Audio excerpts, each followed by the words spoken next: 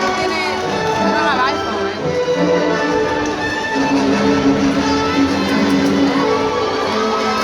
If somebody FaceTime, can you see it? She has Facebook? Facebook, yeah.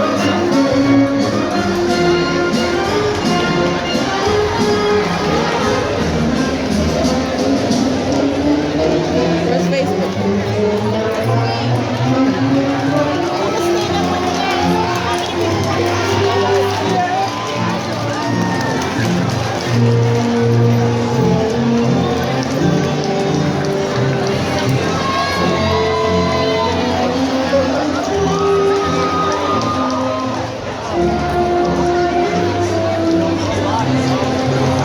Look, I have it here on call.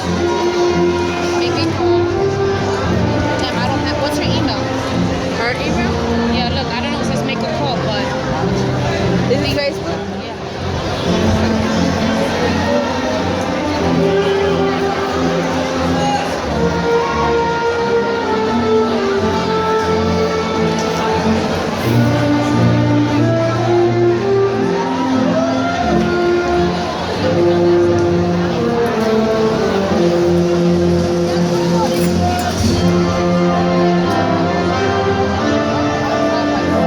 I don't know.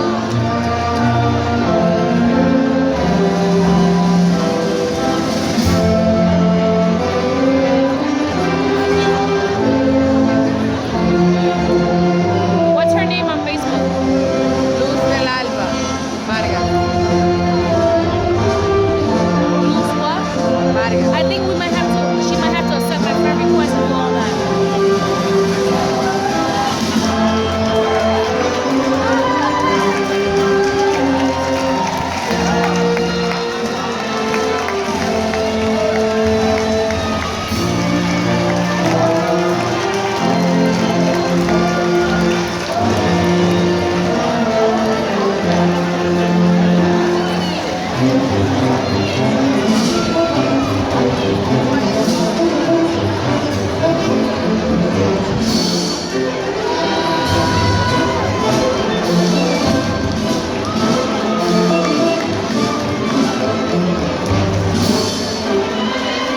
Still searching. The what? Still searching. The service here sucks.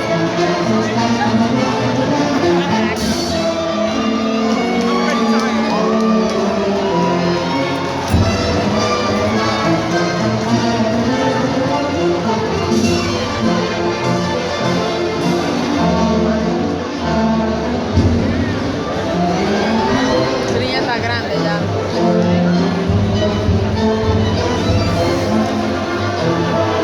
Wait, is that your sister? My sister. I know one of the two kids. Friend. That's my sister, the one with the two kids. That's funny. I thought she was your friend. All the time you thought she was just my friend. Is your only sister? No, I got 8. 7. It's 8 of us. Girls? Yeah. No, you have a brother, no? My brother. Yeah, too.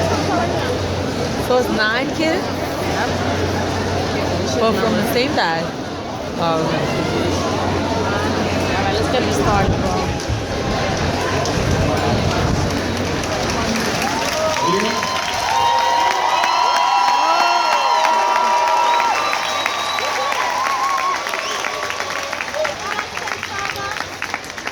Here in the presence of candidates for academic recognition, members of the faculty of Kingsborough Community College, the Board of Trustees, the Central Administration of the City University of New York, honored guests and friends, I proclaim that the 52nd commencement of Kingsborough Community College is now open.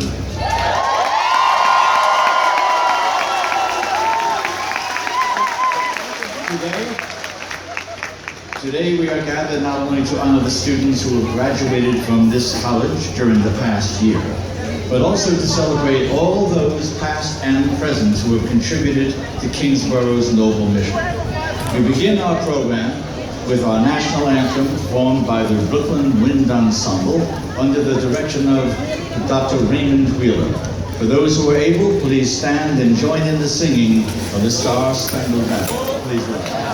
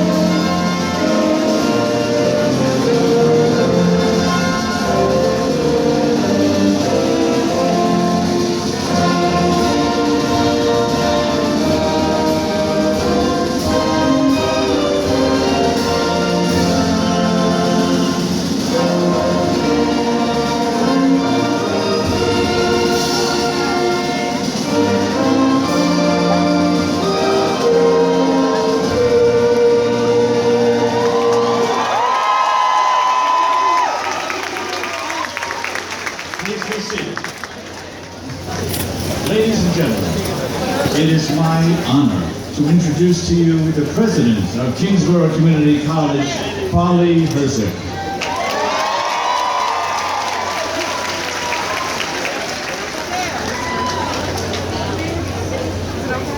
I can grab it. Good morning. It's my privilege to welcome everybody here to Kingsborough's 52nd commencement ceremony.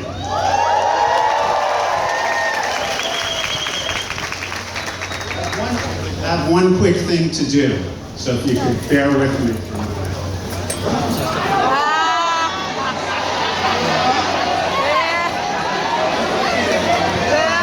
Everybody can kind of scrunch in a little.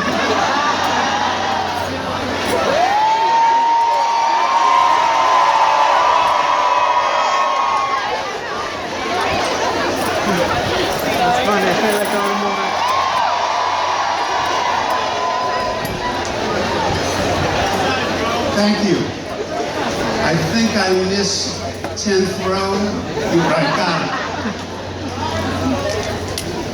Graduates, congratulations. You've all worked. You all have worked so hard to get into these seats this morning. I could not be any prouder of you. To the family and friends of our students, thank you so much for your support. You've been shoulders to lean on. You've been cheerleaders to encourage and praise. You have given countless hugs and kisses. And I bet you a few of you had to give your student or spouse a kick in the butt every once in a while to get them here today. To our faculty and staff and administrators, we serve students from 142 different countries who speak more than 70 different languages on our campus.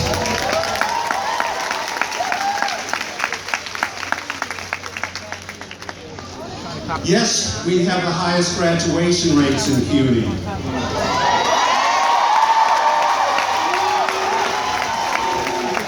We were in the top 4 community colleges in the nation.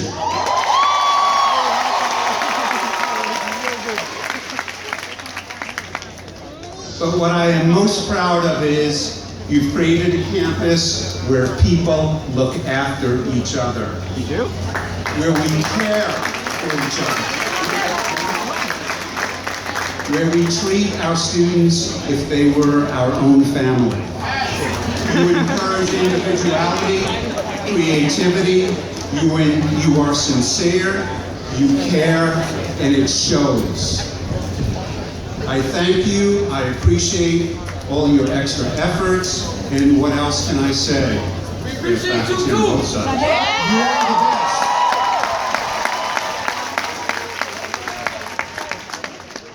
So everybody here has a program, right? No! Oh, okay. I'll leave that one alone. But I was looking at the program this morning, and you know, I think most everything was printed in the program, but one thing was left out. My name? Okay. That'll be the part of the program where I give you a final exam. So let me start out by saying there'll be no essay questions, no true false, no short answer.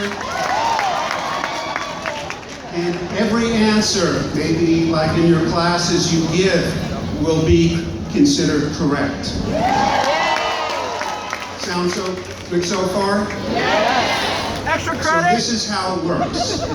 When I ask you a question, you're going to respond by either standing up or remaining seated. Okay? So the first questions are not tricky. So, students, how many of you were born in a country outside the United States? Please stand up.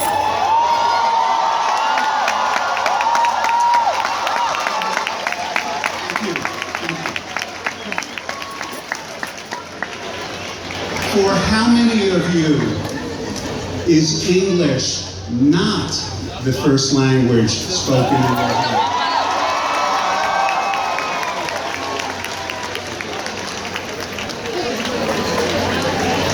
How many of you are the first in your family to attend college?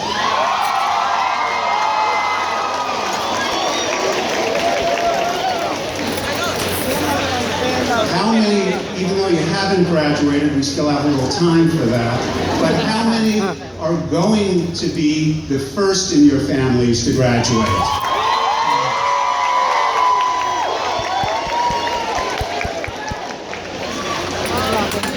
Thank you. So now the questions are going to get a little tricky, so you have to listen a little more carefully. How many of you spend at least 2 hours on trains and buses and cars? Stay standing. How many spend at least 2.5 hours coming and going to school, round trip? How many spend 3 hours on trains and buses? How many spend 3.5 hours? How are you? Let's go. 4 hours. 5 hours.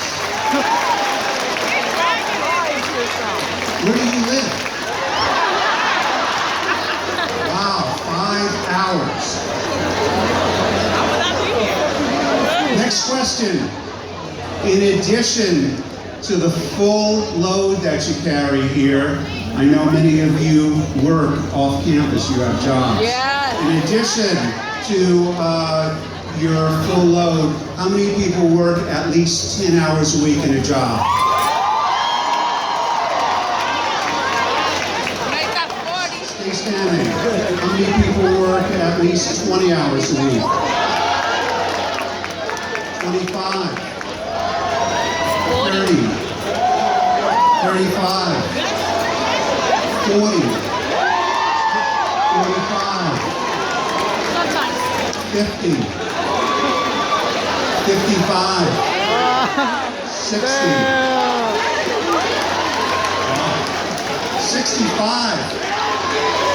Let's just go right to 100. Wow, 65 hours. Yo, she's bugging. How many of you, in addition to your studies here, so when you get home from it all, from work, from classes, from being on trains and buses, either you care for a sibling, you have children of your own, or you care for a family member?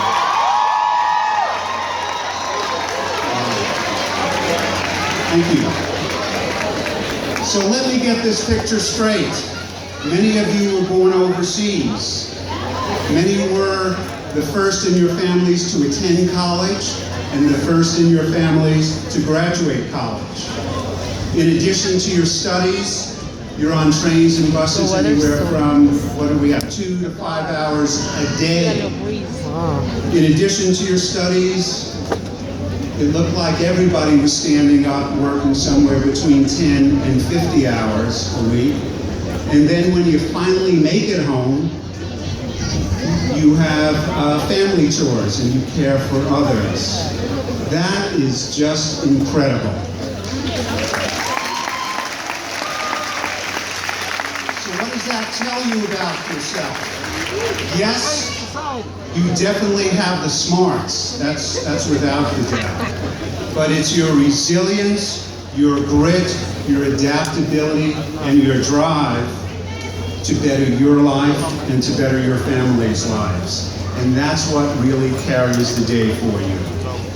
You are Kingsborough graduates, and you have proven to yourselves and to the world today, you can do anything you set your mind to. So I have a challenge for you. Because you're tough, you're resilient, you're smart, you have grit. So the challenge is, so when you leave here today and you go out there, you need to find something to get in the way.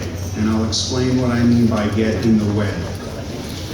When you see something in your community, in the world that we live in, that is not right, that is not fair, that is not just, you must have the courage to stand up, to speak up, and find a way to get in the way.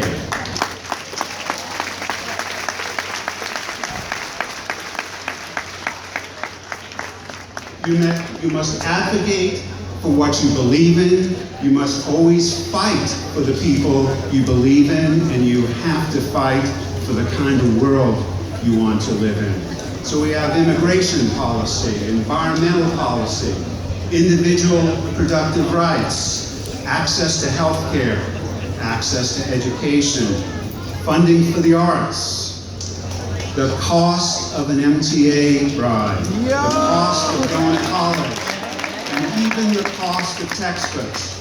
If you think any of these are going in the wrong direction, they are not fair, not just, or not right, you must say something, you must do something, and you must get up, and you must get in the way.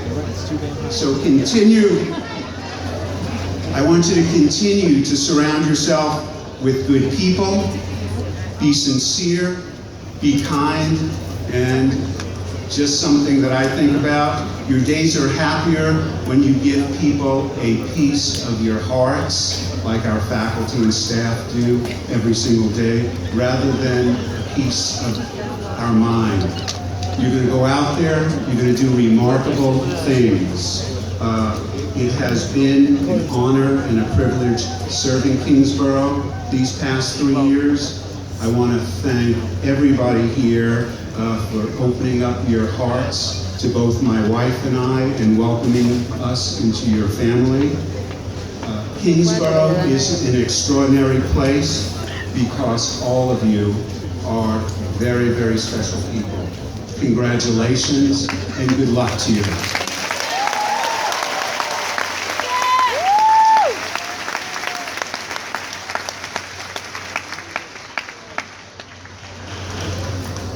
So we are fortunate, you know, Medgar Evers had the former Secretary of State, Brooklyn had Bernie Sanders. They only had one keynote speaker. We have 2 keynote speakers. Our first speaker, the Honorable Eric Adams, has served New Yorkers for more than 3 decades as a police officer, state senator, and now Eric is Brooklyn's borough president. Eric was born in Brownsville, educated in our city's public schools, and just like you, is a CUNY graduate who graduated from City Tech and John Jay College. Borough President Adams is the highest ranking elected official in America's 4th largest city. Take a guess what America's 4th largest city is. New York. Brooklyn.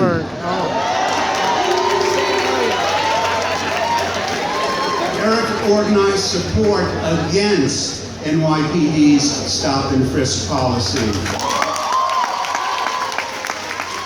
Efforts on behalf of gun control, gender discrimination, domestic violence, elder abuse, racial profiling, a woman's right to choose, as well as many other quality of life issues. Borough President Adams is definitely a roll up your sleeves kind of guy, and he always stands up and speaks up